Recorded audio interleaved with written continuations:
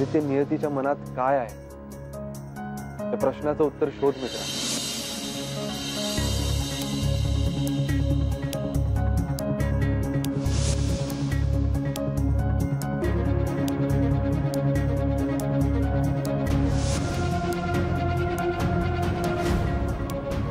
तुम्ही झालात तुमच्या आयुष्यात मूव्ह ऑन?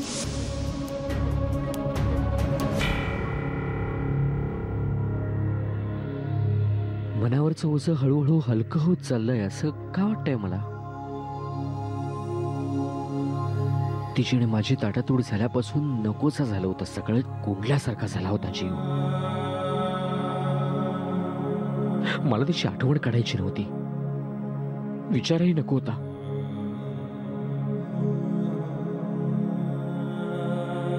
जयी स्थळी काष्ठी पाषाणी सगळीकडे तीच दिसायची मला.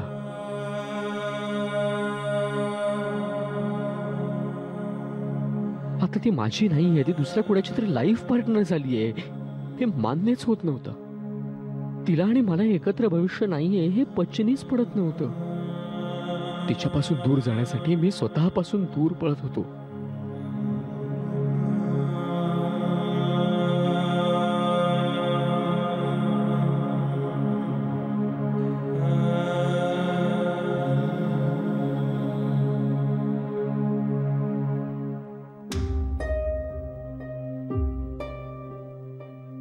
आदित्य,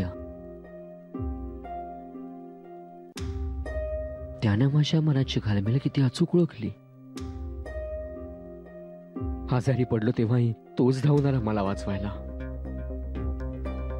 आणि पुन्हा त्याच्या मागोमाग तीही.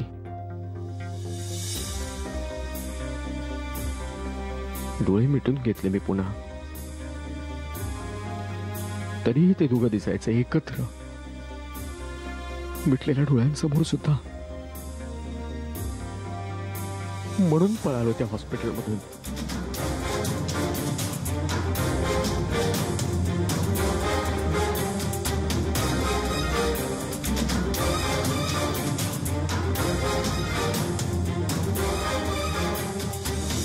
आणि पुन्हा डोळे उघडले तेव्हा पुन्हा इथेच आलो होतो, स्वतःच्याच नकळत.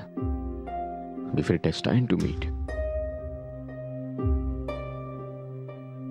आदित्य म्हणते की विचार कर, नियती पुन्हा पुन्हा तुला मेघनासमोर का आणून उभा करते याचं उत्तर शोध.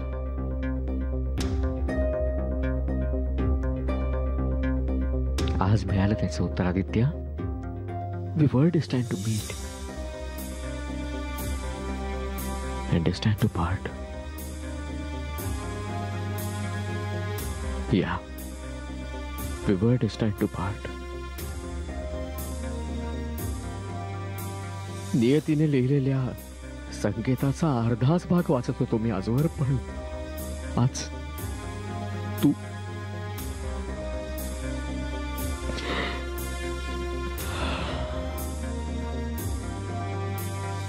खरंच खूप हलका वाटतंय आता, स्वच्छ वाटतंय, मोकळं झाल्यासारखं. एकमेकात गुंतलेल्या दोन वाटा आज अलगद वेगळ्या झाल्या आहेत.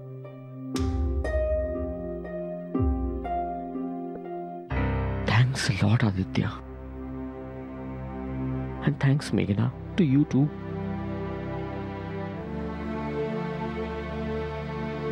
I love you both. And yes, now I am moving on.